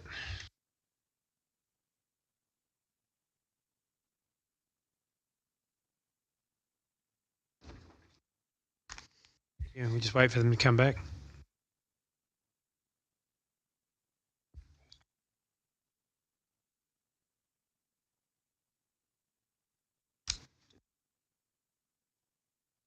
We have a look at number 2, and there's a recommendation on page 292, and that's to decline the application for $2,500 for Fairbanks Shearing Shed charity event to contribute to the expenses for running of the fundraising event for the Royal Flying Doctors. Happy to move the recommendation. Moved by Councillor McDonald, seconded by Councillor Ruddy. Can I just... You want to speak to it first, or? Look, I think the staff comment in there is sort of answers it. I also had a question here, but in terms of the application, it says if you've attempted to seek funding, blah blah blah, and then it says no government funding sought, but a donation from a local government is government funding, I would have thought. But yeah, no. Look, I think staff comment. Okay, so we're going to move. Who moved it? Councillor McDonald, seconded by Councillor Peterson, was it? Righty. Okay, any further discussion? Councillor Greenhalgh? So I've just got a couple of questions. So just around other things in the past we've supported that aren't necessarily just in our community. Like, what was the one John Davis used to run, like them rallies with those cars sort of things? Like, we've supported those. So I just want some clarification around that.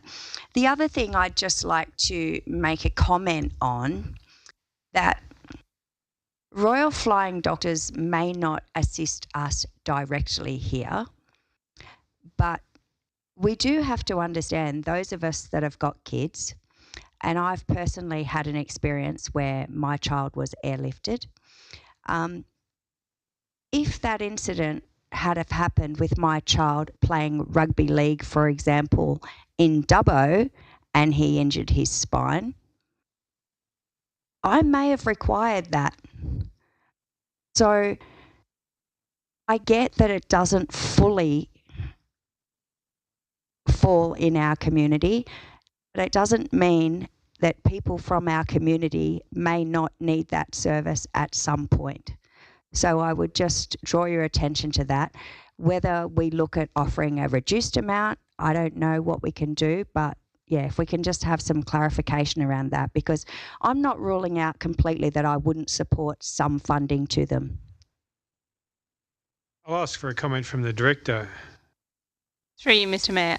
In regard to the first comment, although that was prior to my tenure, my understanding is that the John Davis events were to raise money for cancer research, of which is very directly related to many of our constituents here in Orange.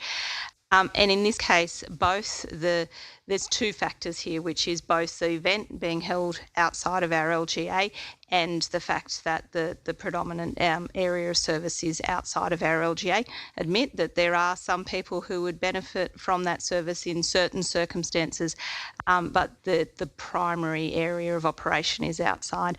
And we do have limited funds, as we've discussed in the last meeting and regularly discussed that there are limited money. That's why the recommendation was still put into the paper. As per the policy, we can choose not to put them into the paper if we feel they flatly don't meet the policy. We wouldn't even necessarily need to put it to you. Given that this had some contentiousness or ambiguity, we chose to put it into the paper. Thank you. Thank you. Any further discussion with regards to this item? Yes, Councillor McDonald. Thank you. Look, I just would like to close it out by just sort of pointing out that it actually doesn't comply with the policy either. So when we do have limited funds, I think we need to be sticking with what we can, complies with the policy and what we can afford and what's going to service our. Councillor Judge. Mr Mayor, I don't know if I can do this.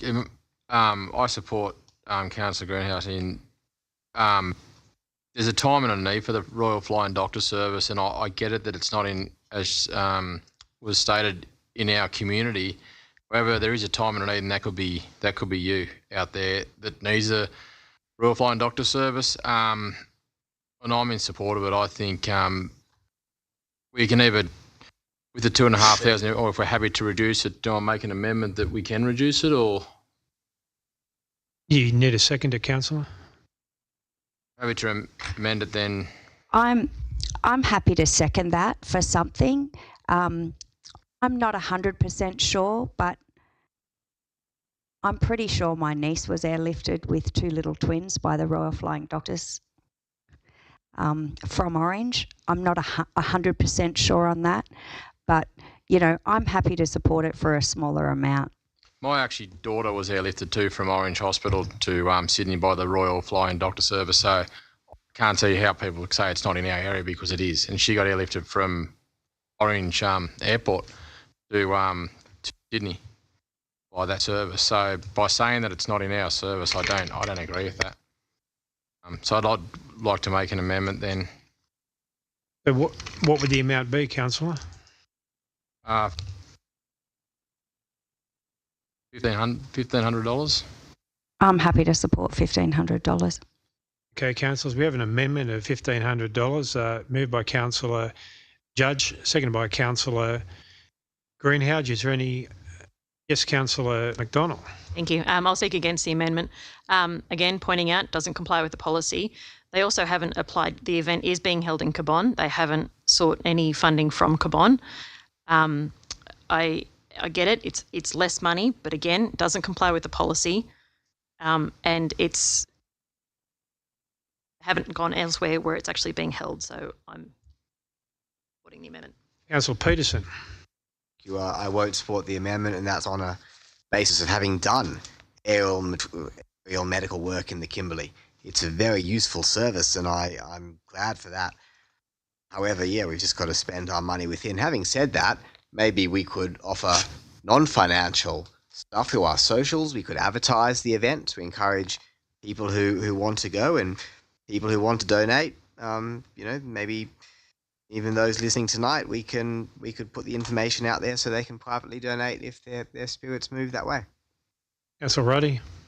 I am speaking against the amendment, but I would be interested to revisit this if they were to get, say, Cabon or Dubbo on board and all councils were making a contribution.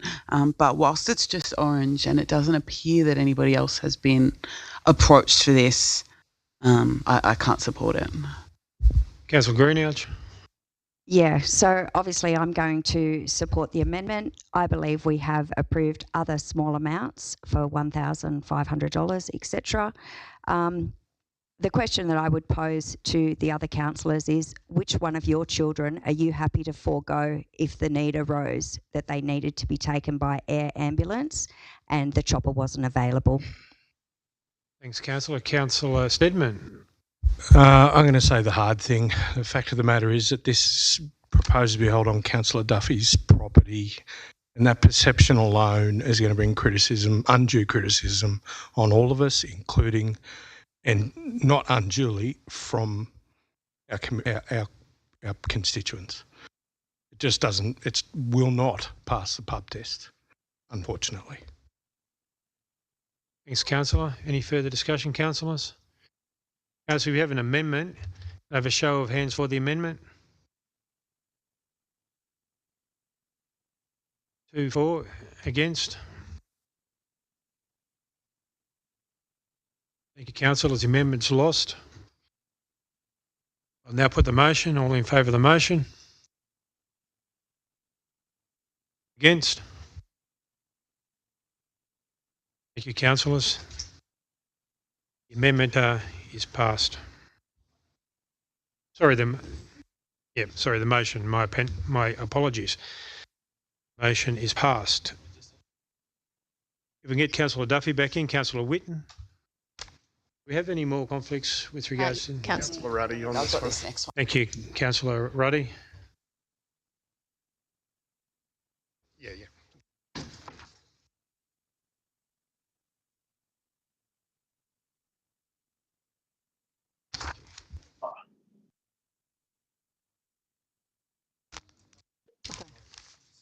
Putting toast down.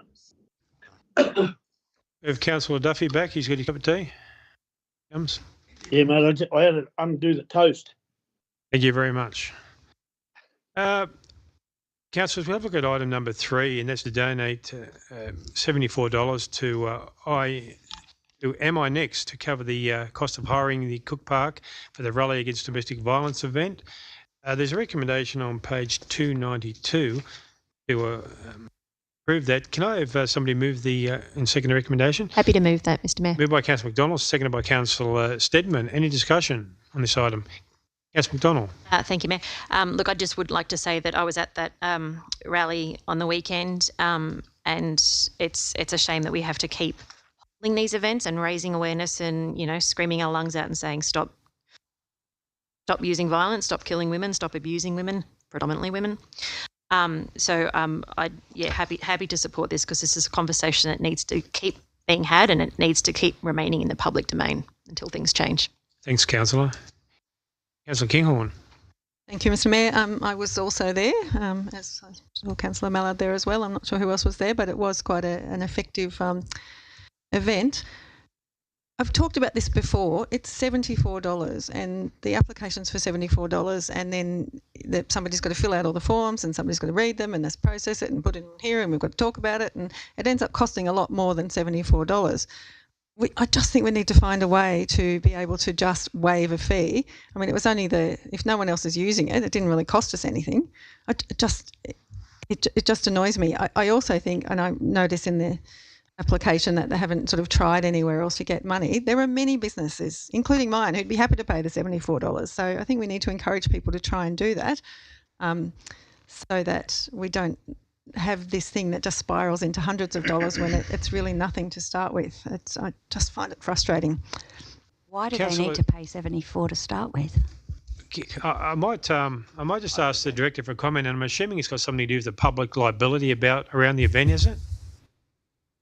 Through you, Mr Mayor, there are a number of costs where the electricity is available. If they were to use that facility within the parks, there is obviously insurances and things as well, as you mentioned. To if I may, through you, Mr Mayor, to answer Councillor Kinghorn's question, the opportunity is to amend the policy which is currently on exhibition, if that's what you choose to do. Okay.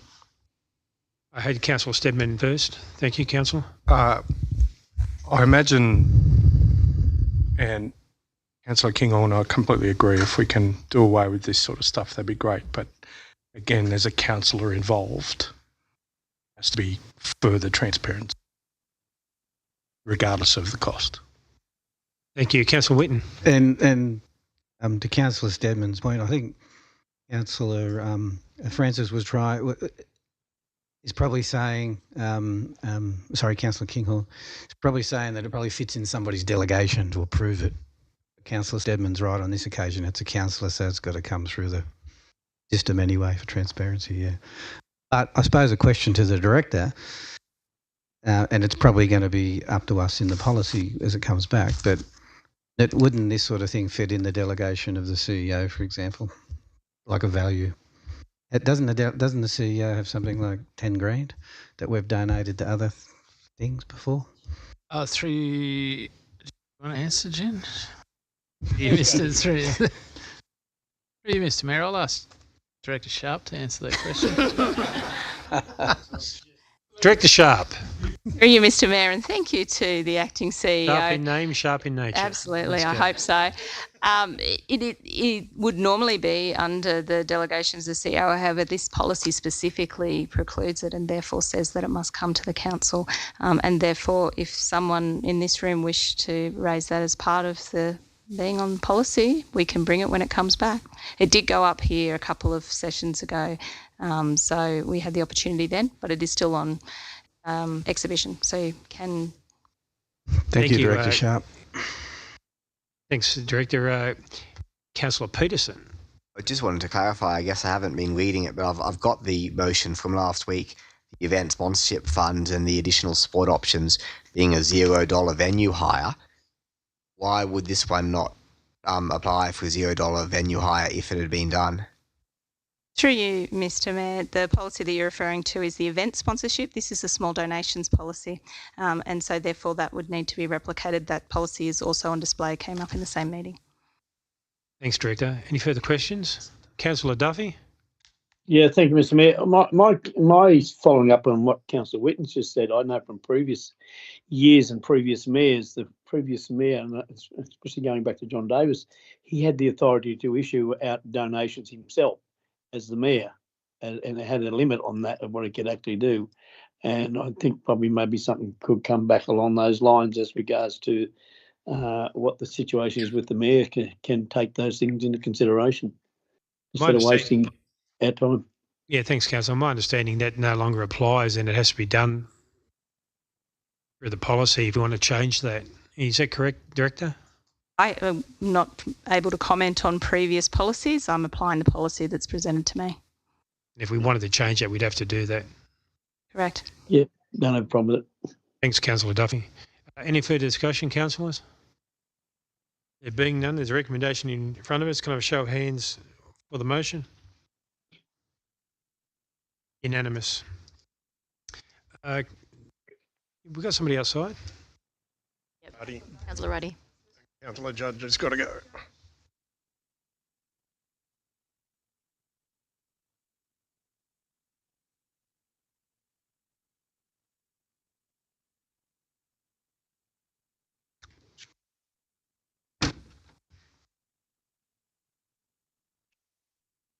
Just like to thank the security guard whilst he's up and about. I noted that. I noted that. He had that door there. Isn't it much exercise for a while?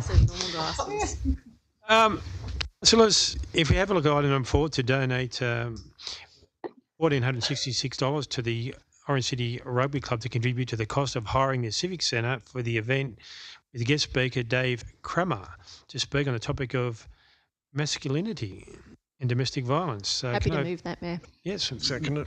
Moved by Councillor McDonald, seconded by Councillor Mallard. Any discussion? Councillor McDonald. Thank you, Mayor. This Dave Kramer, who works with the Small Steps for Hannah program, does some really amazing work in this space as part of that organisation, and having these conversations with with men and delivered in a way that men can relate to, rather than being preached at and told that you're doing the wrong thing. Dave's a great speaker, and I think this is another sort of cog in the process of us addressing gender-based violence in our community. Thanks. So Councillor Millard's next. Yeah, thanks. Completely agree, Mayor. And it's really great to see a sporting club taking this sort of step and bringing someone in who can run these sorts of great sessions and play a role in prevention in our community and changing attitudes. Thanks. Thanks, Aid. Councillor Steadman next. Just a challenge to all the males in the room to attend. Please. We don't get enough males at these events. Do we have a date when this is occurring? It's one of them. One of the dates available. It'll be on then. Thanks. I've got Councillor Greenhalgh next. Yeah, I'd just like to support Councillor McDonald with this. I think any opportunity we've got as a community to support any sporting clubs that are happy to advocate for change, I think we should be supporting them wherever we can. And chances are, some of these are young men, like they're 18. So they're the ones that have got the opportunity to make a change and make an impact and call people out for doing the wrong thing. So happy to support this 110%. Thank you. Any further discussion, councillors? Councillor Roddy? I'm supporting this. I think everybody here knows that I'm quite passionate about this. They've made mention here that there's junior members from under 6 to 16, and I hope that we see a lot of those young people there and not just target it at the men, who are also very important, but educating our kids is really important. So hopefully they're going to be involved in this as well. Thank you. Councillor Power? Thank you, Mr Mayor. Yeah, this is one that for many years has been a passion of mine as I've worked as a public servant and working with country all across Western New South Wales and working with football clubs, and just having an opportunity where men on men talk in relation to their lifestyle, how they see themselves within a family unit. And I really want to echo comment. Us men need to start to come together in relation to this, and it's a vital, important program that men on men are talking to each other. An issue that affects ourselves around. Yeah, I just want to congratulate Orange City Rugby Union Club to really stepping out and being a part of this. So congratulations to all, and hopefully it's a great night.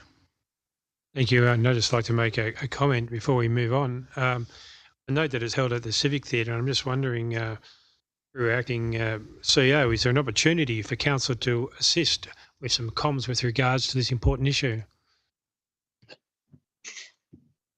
Director Sharp?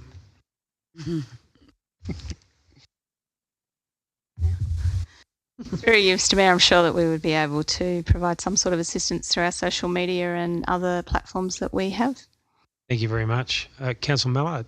Just noting page 308, it looks to be Wednesday the 9th of April. Thanks for clarifying, Councillor.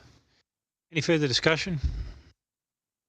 There being none, I'll show of hands for. Unanimous. Thank you, councillors. We can go to item 5.7, responses to questions taken on notice. There's Get Councillor back in. Thank you.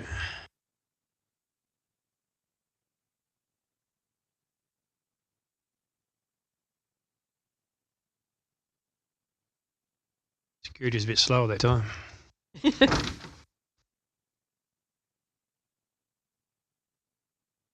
Thanks, Councillor Judge. Councillor Judge, we're just talking about item 5.7, responses to questions taken on notice. Councillors, the recommendation on page 309. Now, somebody move the recommendation, Mr. Move the recommendation by Councillor Whitten, seconded by Councillor Mallard. Any discussion on this item? Yes, Councillor McDonald. Thank you, Mayor. I just in regard to my question regarding Kite Street from Lords Place to Peasley Street, I'd just like to note the response from staff, and thank you for that. I just and I appreciate it's been given like a consideration to reviewing it sooner, and I think that's when I read it's scheduled for a couple of years' time. Every time I drive over it, I think this is not going to last a couple of years' time. So I think having that flexibility and sort of reviewing it, I think is. So thank you for that. And I did also just want to point attention to Councillor Duffy's question, which he raised as a matter arising for the minutes, but it's mentioned in there that the response is that we've got on his question, repeated question regarding Brabham Way and the next part of the SFR. So I wanted to sort of point that out. Thank you. Any further discussion, councillors? There being none, I'll put the motion all for. Unanimous. The matter arising from that, So, Mr. Councillor. Mayor, and it probably adds another question. I apologise for that. I've just been made aware, and I haven't been down to verify it myself, but Director Greenham may be able to comment. In Lord's Place on the southern side, am I right? Western side. There's only apparently one disabled parking down near the chemist on the corner. There's no other disabled parkings all the way up along. There used to be a couple in front of the old Strand Theatre, but they're no longer there. One close to the bank. Yeah. Director Greenham. Just hearing the comments, good question. And I can confirm there's also one closer to the Commonwealth Bank as well. So one on either end of the street, and on the opposite side, one closer to the middle, I believe. Beautiful. Thank you. Nothing near the old cinema, no. I'll have to take that on notice. But there. Yeah. I'm sure there was one right out It's in not. front of the. Apparently they're not. Apparently the signs are there. The parking spaces are not there anymore. Yeah, I don't know. I'll take. We'll have to have a look. I'll look into We'll the have one to have near a the look. cinema. Yeah, thank you. Thanks, councillors. Any further discussion? There being none, we'll close the meeting and now going to closed.